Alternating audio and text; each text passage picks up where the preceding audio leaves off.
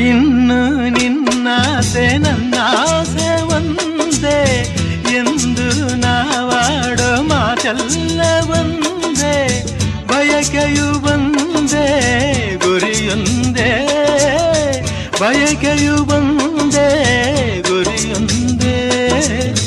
ನಿನ್ನ ಚೆಲುವಿಂದ ನಿನ್ನ ಒಲವಿಂದ ನನ್ನಲ್ಲಿ ತಂದೆ ಆನಂದ, ಈ ಸಂತೋಷ ಸೌಭಾಗ್ಯ ನಿನ್ನಿಂದ ಜೀವನದಾಗಿದೆ, ಅವಜನಾಗಿದೆ.